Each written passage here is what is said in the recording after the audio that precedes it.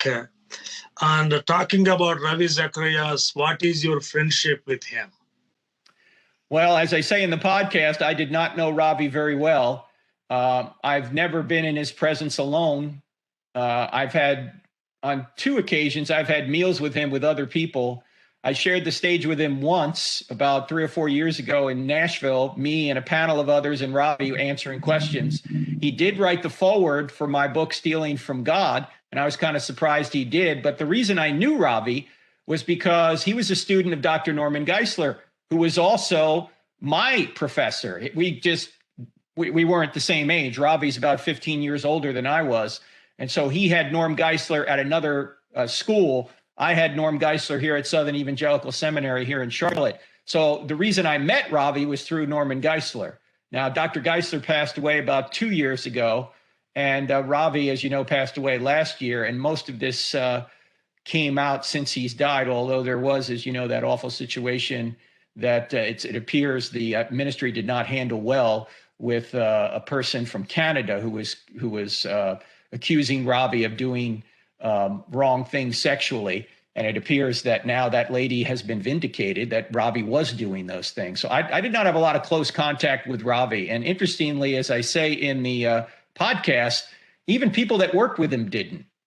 So it might be that's why we know, or now we know why they didn't have a lot of close contact with him. Okay. From what you observed in the life of Norm Geisler, he was a great apologist who wrote many great books on Christian apologetics. Did you observe anything questionable in his life? Well, Did he live? He preached. Yeah. Not to say that no, there's no one perfect out there. You looked at my life or anyone's life, we're all flawed. We're all sinners. The difference, it appears, between Ravi and other people I've known who are Christians, it's like anything. When you get close to something, you can see more flaws than from a distance, right? But that's what Christianity admits. Christianity says we're flawed. Christianity says we are not going to be perfect. If we were perfect, we wouldn't need Jesus. In fact, I said in one of my debates with Christopher Hitchens, I said, Christopher, I'm a hypocrite. I can't live up to what Jesus told me to live up to. But if I could, I wouldn't need him. If I was perfect, I wouldn't need him.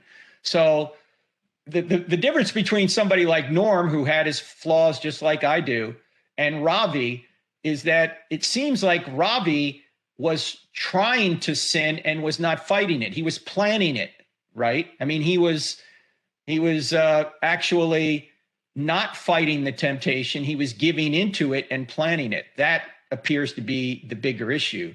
And that would scare me just because, as John says in 1 John 3, that if we're saved, we're not going to stay in sin. He doesn't mean we're never going to sin, but we're not going to stay in sin. We're not going to stay in known sin and advance it. And that's what it appeared was going on in Ravi's life, unfortunately.